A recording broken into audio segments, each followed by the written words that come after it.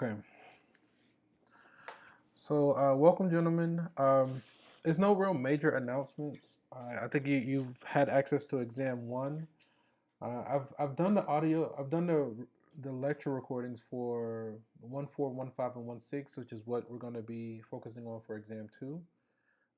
Exam two, you can kind of anticipate something similar to exam one. I just want to incorporate an oral component where basically I'll make time slots. Everybody signs up for the slot, and for about like 15 minutes or so per person, you defend yourself against questions from your material. And the main thing I need from you, I just need to be able to see your face, and you tell me what to write. Now you can, there is some freedom, I do allow for some freedom for creativity in how you want to present, but you don't really have to do all this that I do. But I'll give you a question, you can write it, and then I just need to see your face and you tell me what to write. If you have like an iPad, I'm using trying to think how you can do it. Actually, I'm using QuickTime to show all this. But yeah, if you have a dry erase board, you can do that. But the main thing is I need to see your face and you can tell me what to write when we do that. But for right now, so also with my students earlier, we've been working on the homework. I didn't start on section 1.4 today. I started on it on Monday. But we finished 1.4 today, and like 1.5 went way faster than I anticipated, so we finished that one as well. So I went on and did the quiz for 1.4 with everybody, but again, when you do your own thing, it'll be the same material with like different numbers. So you still have to adjust for yours specifically. Um, I'm gonna go ahead and start working on section 1.6 homework. And so, I stream all of my sessions with recordings, so you can always pull it up and see what I did with the other students.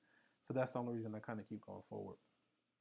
Um, and again, if you have questions, I'm gonna go ahead and suppress my audio. But if you have questions, feel free to either type in the chat or raise your virtual hand. It'll get my attention, and we'll talk about whatever you'd like to talk about within reason. So we're going to hop over to Pearson and kind of keep going where I left off. We're going to start with section 1.6, right? So let's see. So this is question one. It comes from section 1.6, number one. Given these two functions, we're asked to evaluate. So this section is about combining functions and composite functions. The same way we can add, subtract, multiply, and divide numbers, we can do the same thing with functions. So the first one asks us to do f plus g of 2, right? So basically we just do f of 2, we get an answer. We do g of 2, we get an answer, and then add those two answers together, right? So if we do f of 2, 2 squared is 4, and 4 times 2 is 8. So 4 minus 8, that one is negative 4, right? If we plug in 2 into g, 2 to the power of 3 is 8. 4 minus 8 is negative 4. So we're going to say minus 4, right? So ultimately, we're going to do negative 4 plus negative 4, which is this. And that result becomes, I think, negative 8. If I need to write that out, let me know. I'll go back and write it out. But if not, I'm just going to kind of keep talking my way through these. Okay. So for instance, g minus f of negative 4, this means g of negative 4 minus f of negative 4, right? So if we do g of negative 4, negative 4 to the power of 3, 16 times 4 is that 64?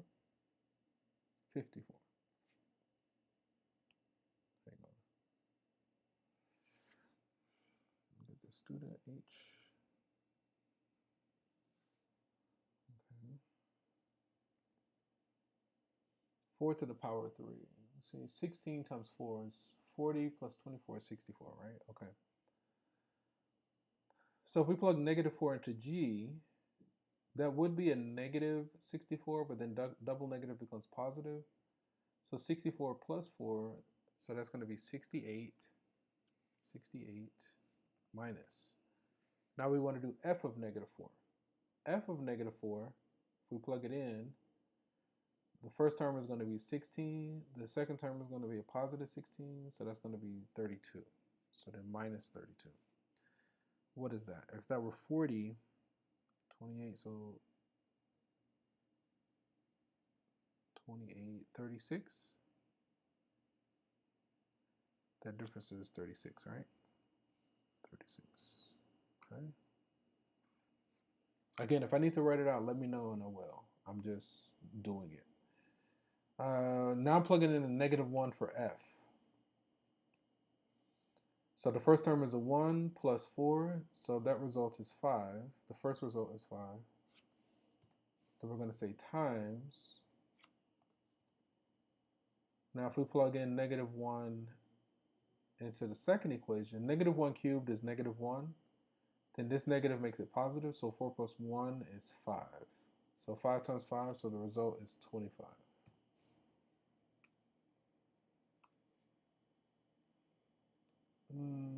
I think both of these were 5. We just did this, right? So instead of 5 times 5, I think it's just going to be 5 divided by 5. It should be 1. I'm just piggybacking off what we just did.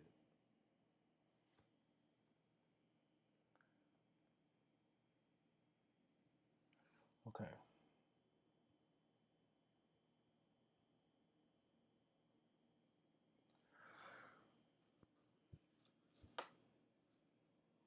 Okay. So this is similar. It's just a different function. So for instance, for part A, it asks us to find f plus g of 2.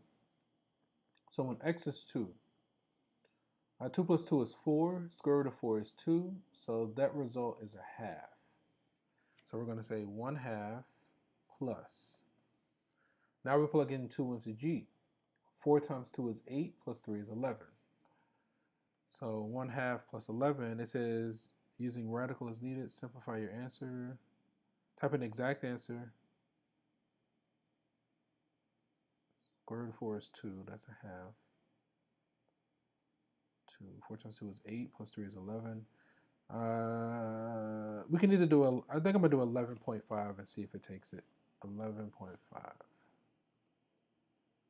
Okay.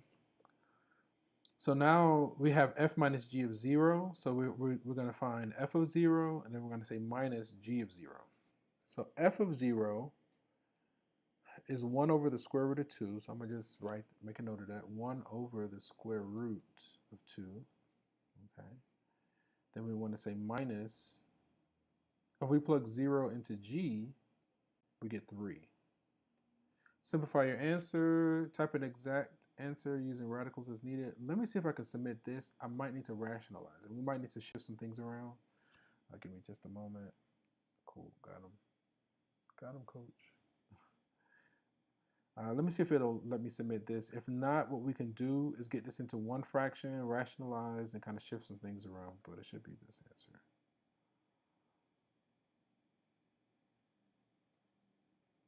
Okay. So now this is f times g of -1. So what it means is we do f of -1, we find that answer, and then we're going to say times g of -1. So if we plug -1 into f, -1 plus 2 is 1, square root of 1 is 1, 1 divided by 1 is 1. So f of -1 is 1. I've never said 1 in such a short amount of time ever in my life. If we plug -1 into g, 4 times -1 is -4, plus 3 is -1. So we're saying times, so 1 times -1 is -1. Man, that was an adventure. I feel very zen, like one with everything. Okay, I'm gonna let that be. Okay, I have to say it. So brace yourself. It is time for a bad joke, a dad joke. Did you hear about the Zen master that went to the baseball game? When the Zen master went to the baseball game, he ordered a hot dog. He said, yeah, I want one with everything. It's a Zen joke. One with everything. Okay. Dad joke. I'll make sure my audio's suppressed so I can't hear the boo. It's a dad joke. That's why you give it a little disclaimer. It's not a big deal. Okay. All right. And plus, I think I told it wrong. I totally forgot how it goes. I just knew the punchline. So when we plug 1 into f, right?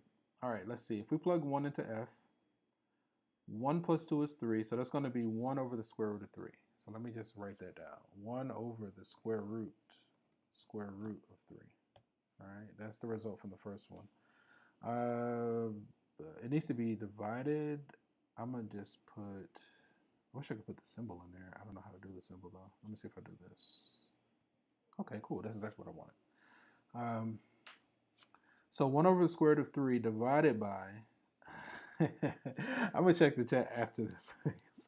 I'm pretty sure it has something to do with that bad dad joke. I'll check it in just a moment. 1 over the square root of 3 divided by g, so we need to do g of 1. So if we plug 1 into g, 4 plus 3 is 7. So to divide fractions, you multiply by the reciprocal, so we use keep, change, flip. So it's going to be, now I'm not sure if we need to rationalize. I'm of the mindset of rationalizing, but if we multiply this by 1 over 7, the 7 goes here. Okay. Now we could rationalize this. We would get like root the square root of 3 over 21. But I think they'll accept this.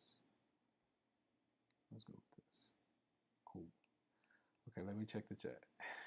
Let me see. Okay, how did it become negative? Okay, let's back up because I think it was the one before this one.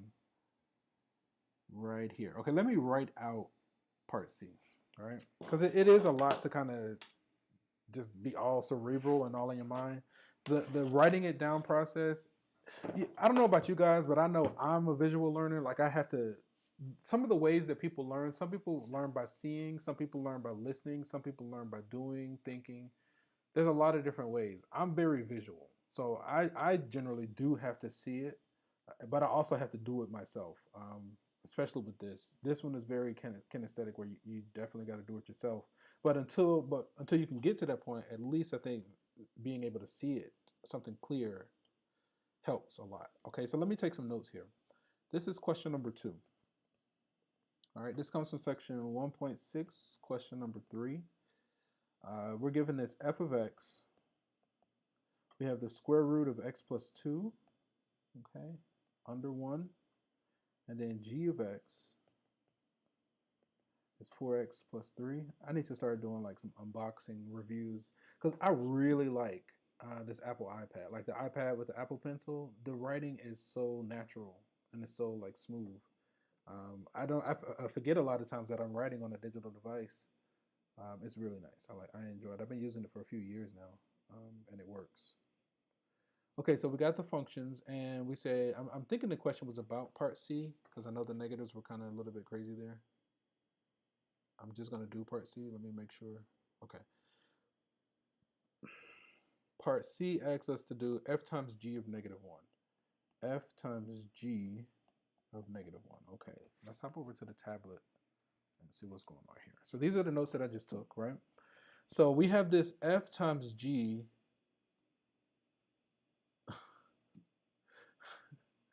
Sorry, I got distracted. I'm following this guy on YouTube.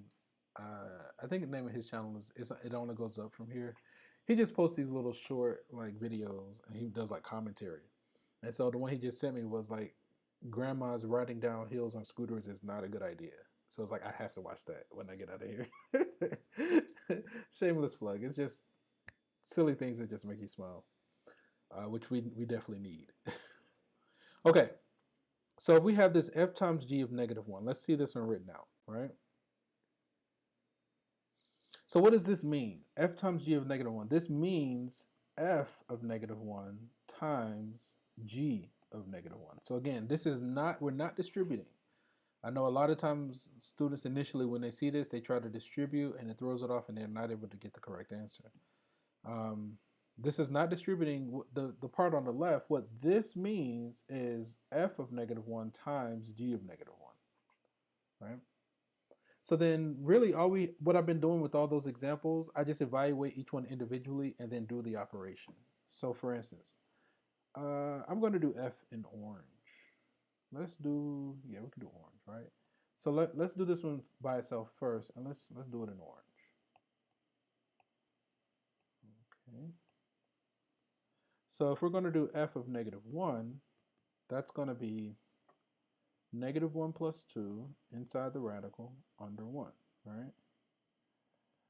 So then negative 1 plus 2 is going to be 1. Square root of 1 is 1. 1 divided by 1 is 1, right? So f of negative 1 is 1. Obviously, because the second one begins with a G, the obvious color is, you guessed it, blue. You probably thought I was going to do green. Okay. G of negative 1. So when we plug negative 1 into G, we get 4 times. I'm just messing with this, you guys. I was going to choose green, but I didn't want to be so predictable.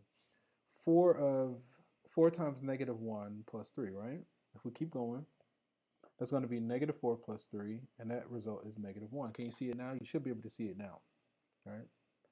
So let me just copy this. Copy and paste. So now if we consider this f of negative 1 times g of negative 1, that's going to be, what is f of negative 1? That's going to be 1 times negative 1, and that's how it became negative. No, stop. Go away. Hopefully that answers your question. Okay, that's how we got that result.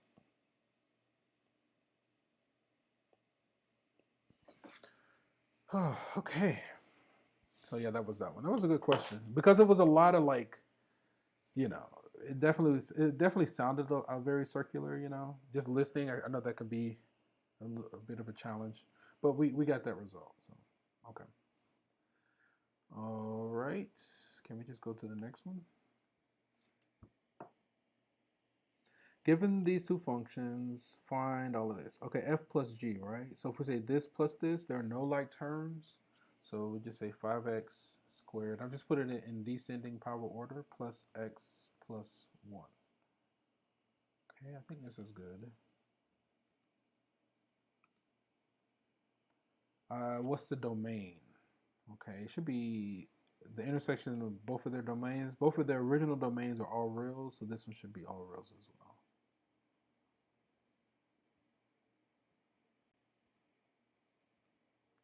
Okay. F minus g. So this minus this. There are no like terms, so I'm going to do negative 5x squared plus x plus 1, right? Okay, what's the domain? Again, all reals. Because the domain of the first one was all reals, the domain of the second one is all reals. We take their intersection, all reals, intersection, all reals is all reals, right? Okay. So multiply, if we say this times this, so we would have to distribute. If we distribute that 5x squared, we're going to get 5x cubed plus 5x squared. Okay. Okay. Now I don't know if that was this class or not. There was a gentleman in one of my classes. I just mentioned something about stocks. I don't know. I keep getting this image like, I don't know. Like I kind of want you to like just do some kind of presentation for the group. Like, what do you know? What's your information on that realm? Like, how do you mind like? But I don't know if it was in this class or not. But there was a student that was like, yeah, he does like options because I'm still trying to learn it, and like I know he said like a Ameritrade, I think it was. Um, and I've done it. I mean, I haven't lost any money. I was able to double my money like doing stocks, but it took some time. But I was just happy I didn't lose any money because so many people lose money. I was studying this guy. He goes by the name of Adam Quo. Um, I mean, he had a lot of information. It was really good, and all of it was free. And he had a paid class. Um, but the main thing that I got from that experience of his free material was that when you're trading stocks, it is like a gamble. And basically, what you're trying to do is, at any moment, do you think it's going to go up or is it going to go down?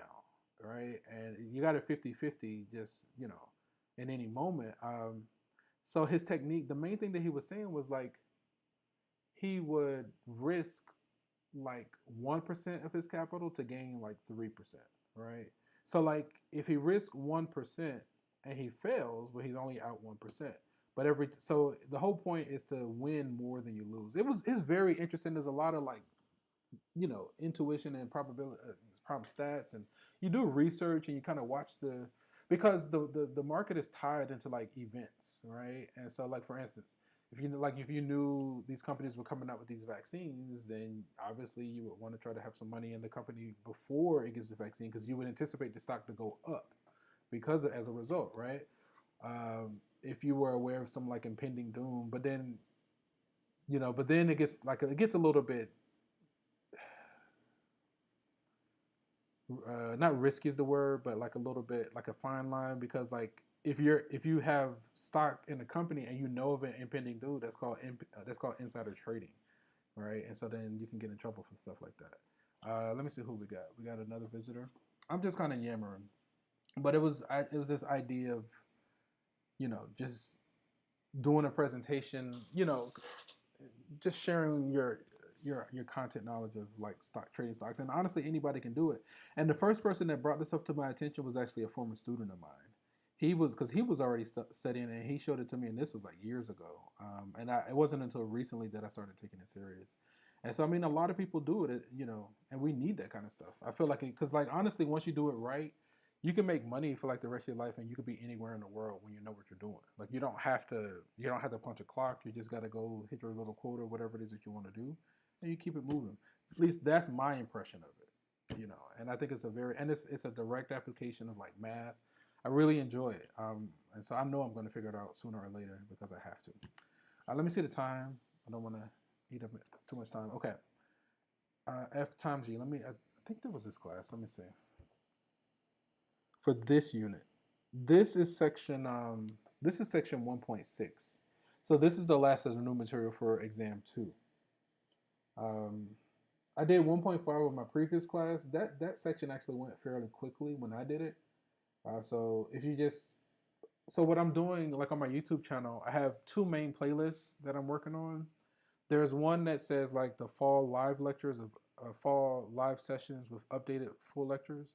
So that's the ones that's like if I'm doing the content knowledge. And then there's another one that says fall of 2021. That's just a catalog of everything. So that one is going to have these kind of sessions, the homework sessions. But I have a separate one that's specifically for the lectures, right? Okay. And there's a little bit more to that story, but yeah. Okay. So to get back on track. So given this f and g, what's the domain of f times g? F times g. The domain should just be all reals for the same logic as the previous ones. There are no restrictions or anything. Okay. And then f divided by g. So if we say this divided by g, we can just leave it as it is. So I don't think anything simplifies. We get this like x plus 1 divided by 5x squared. Okay.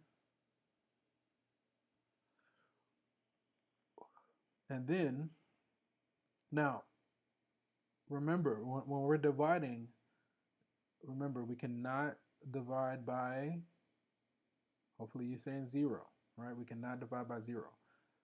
So we need to make, because when x is 0, it makes the denominator 0, so we have to throw out x equal to 0.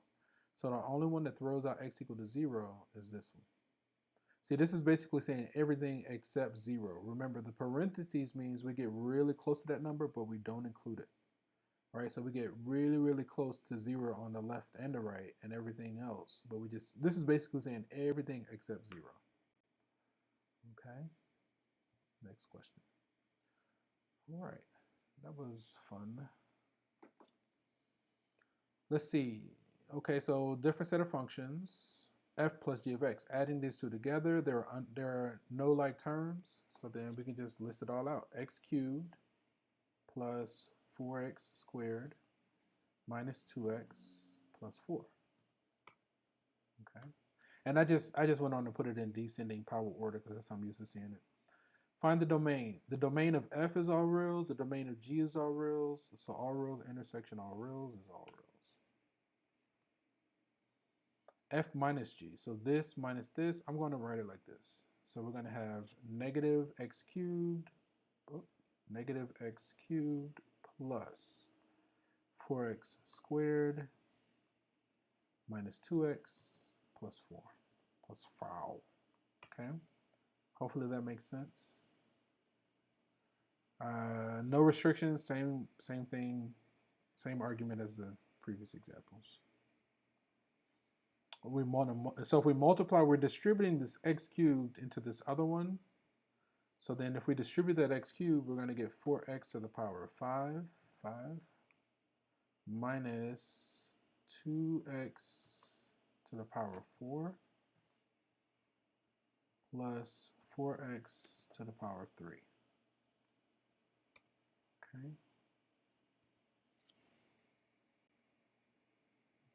Okay. For multiplication, still no restrictions, so the same as before.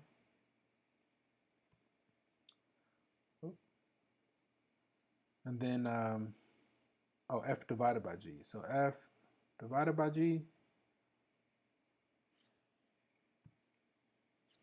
4x squared. My ears are burning. Somebody's talking about me. Plus 4. Not that I care. I just know. Okay, I think that's it, right? Nothing cancels or anything like that. So we're going to leave it like this. Okay. Now, remember, we can't divide by 0, so we have to throw out any x that makes the denominator 0. 0 makes the denominator 0, so it's going to be this one. Okay, let's see the time. Okay, solid 10 minutes, a little over 10 minutes actually. It's more like 15 minutes. We have these two functions. Okay, f plus g, this plus that. So I'm going to write it like this. I'm going to say x minus 12 plus the square root of x. Domain. Okay, now this is a little interesting. The domain of g is all reals, since that's just a line, a diagonal line that with the y-intercept of -12. So the domain is all reals. But for square root, we have a restriction. Remember, we can't take the square root of negative numbers, right? So this domain, x has to be greater than or equal to 0, and this one is all reals. So greater than or equal to 0, intersection all reals is greater than or equal to 0. All right, so we're going to go from 0 to infinity, INF. Infinity always gets a parentheses, and since f can be equal to 0, we're going to use a square bracket, right? Because it can be equal to 0.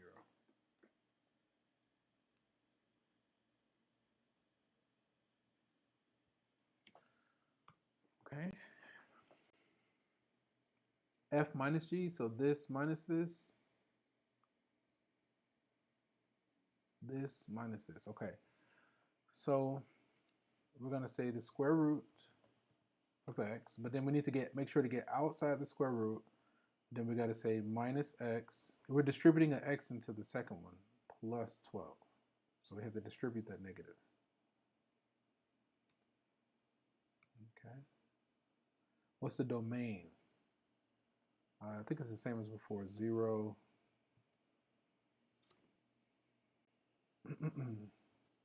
0 to infinity. Okay.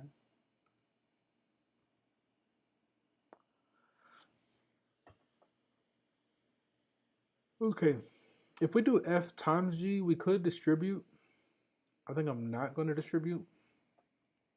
I'm just going to write them separate like this. So here I want my x minus 12, and then over here I want my square root of x. I'm going to go with that. Okay.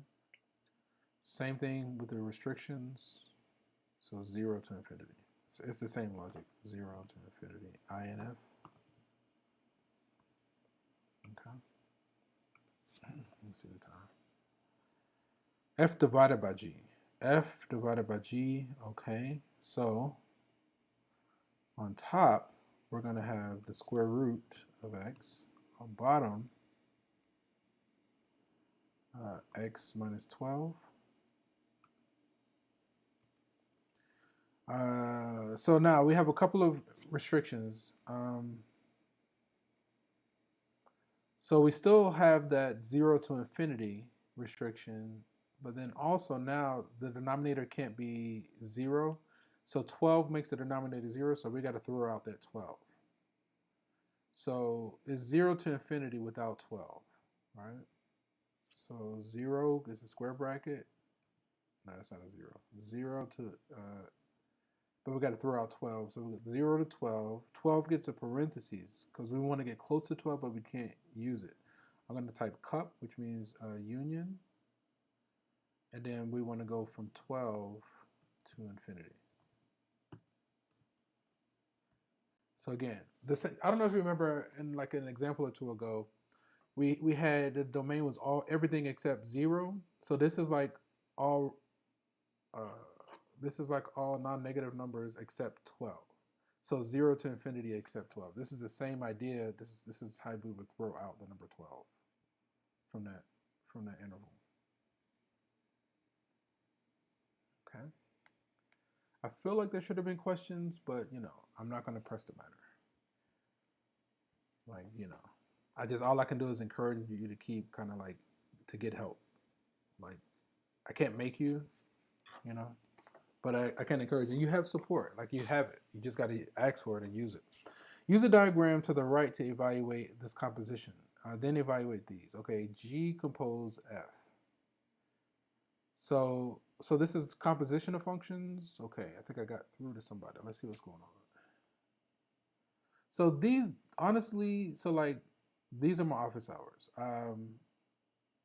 The class time, the original intent is for class time to really be a Q&A, but I kind of struggle to get students to ask questions. So I just start going through the homework, but we don't have to go through this. Like we can go through different stuff. Yeah. And honestly, if you all wanted to, you could attend like my other classes. You couldn't get attendance credit for those, but you could attend if you needed like more time, just for questions. Yeah. And I use this time because I knew this is when everybody would be available. Because if it's on your schedule, I know at least as far as Morehouse is concerned, you don't have anything scheduled at this time, and you're not really supposed to have anything scheduled at this time. But you know, it is asynchronous, so that's how it goes. So composition of functions. This means the second function inside the first function, right? Simplify. So if we put f inside of g. All right. So let's, like, one way we can do it, if we take our g of x, which is this thing, but then we replace each x with f of x. So f of x is x squared minus 1. Okay. Oh, we need to simplify this. So if we distribute the 3, this is going to become negative 3. That's gone. This is gone. And combine like terms, it's going to be plus 2. Okay. All right, let's go with this. I think this is okay. Okay, so now that we have G compose F, now we can use that to evaluate G compose F of 3. So now we take this 3 and plug it into what we found. 3 squared is 9. 9 times 3 is 27. 27 plus 2 is 29. 29. Okay. That's not the only way to go about this. There's another way to do them, but I felt like for this context, this was the most simple way. So we still have the same function, G compose F, but instead of, now we're going to plug in negative 2. Negative 2 squared is a positive 4. 4 times 3 is 12. 12 plus 2 is 14. Okay. Let me check the chat. Looks okay. Let's go on to the next question. I am fading fast. No more than 10 minutes. Okay, so now we can kind of see the other way, right? So given these two functions, we're asked to evaluate f compose g of 2, right? So we have the second function inside the first, so we're going to work our way from the inside to the out. If we do g of 2 first, so plug 2 into g, we get 2 squared is 4. 4 times 3 is 12. 12 minus 2 is 10, right? So g of 2 is 10. Then we take this and plug it into f. So then 4 times 10 is 40, plus 5 is 45. Right? Hopefully that made sense. So again, I just worked my way from the inside to the out. I plugged in the 2 into the inside function, which was g. We got 10, and then we take that answer and plug it into f. We got 45. Okay. Okay. So we take the negative d and plug it into g. We essentially get the same thing, but instead of x, it's a d. And then we take that and plug it in here. Okay. Do not, no, it says simplify your answer, do not factor. Okay. So we got this 4x, but I'm going to be replacing those x's momentarily, plus 1. We're replacing x with the result from g, which was 2d squared. 2d squared minus 5, right? But we need to simplify this. So if we distribute the 4, that's going to become an 8. This is going to become an 8. 5 times 4, this is going to become a 20. We can lose our parentheses. Hopefully I'm not missing something. And then combine like terms, that becomes negative 19.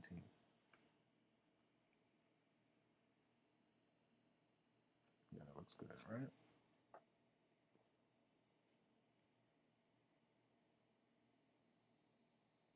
Okay. If I need to write any of these out, you just have to get my attention. Hey, if you're silent, then I just keep moving. You have to like stop me. Okay, so f of 1. Let me see the time. F of 1, right? So if we do f of 1, we plug 1 into f, we get what? 0. Then we take that 0, plug it back into f, I think we get a result of negative 7. So when we plugged in 1 into f, we got a result of 0. Then we take that result and we plug it back into f again, and we get a result of negative 7. Okay, these are the functions f and g are given. Okay, let me see. I felt like there should have been some questions. Review the graphs and equations. Okay, if you could just like find a specific question, I can pull it up and we can talk about it. And actually,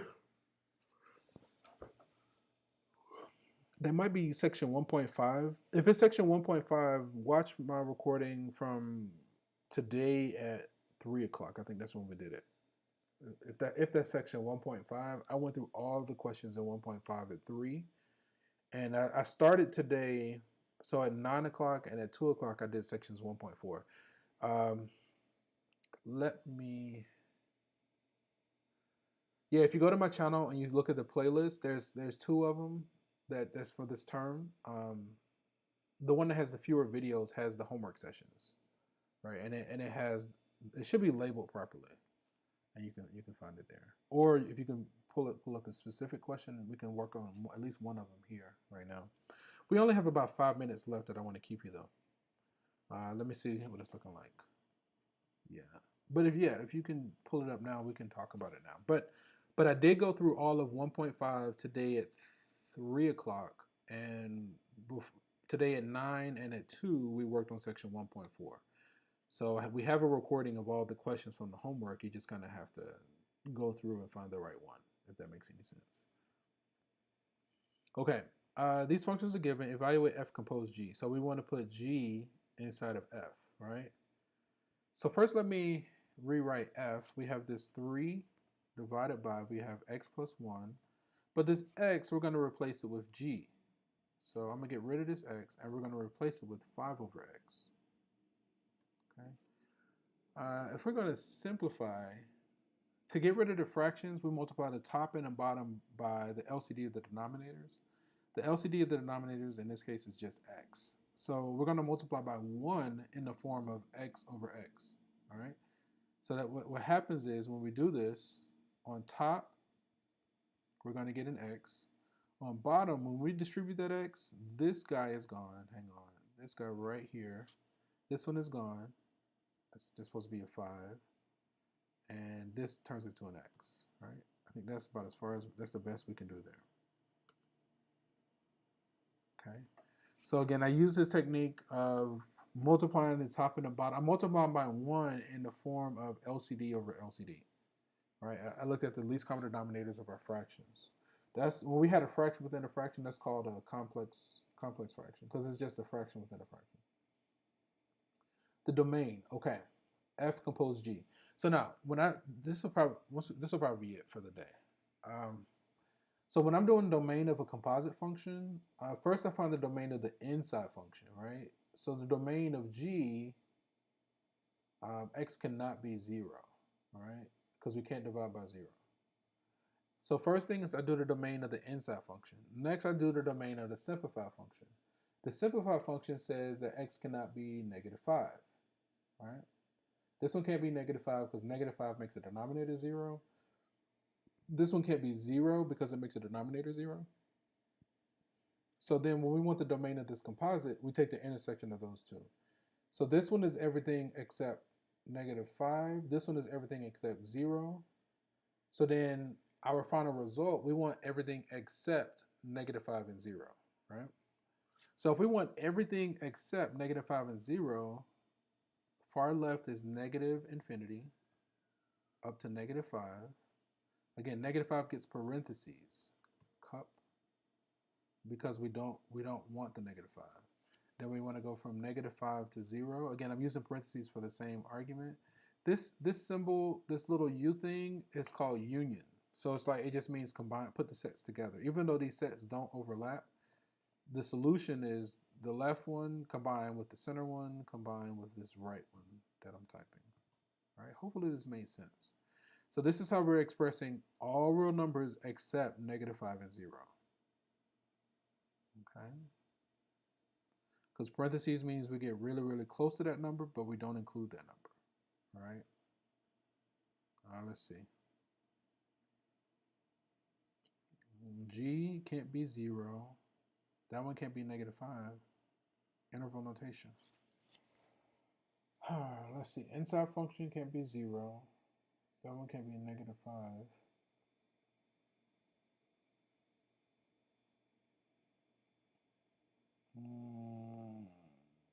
I can't think of what I'm doing wrong here. Simplify your answer. The domain of this. Oh, -infinity. I forgot to put my negative. Okay. Okay. Right on the money, right? 444. So I generally do like to stop at 45 after. If there aren't any burning questions, guys, I'm not going to keep you. We're going to go ahead and hang on. End the session here. And from one beautiful mind to another, enjoy the rest of your day. Peace, guys.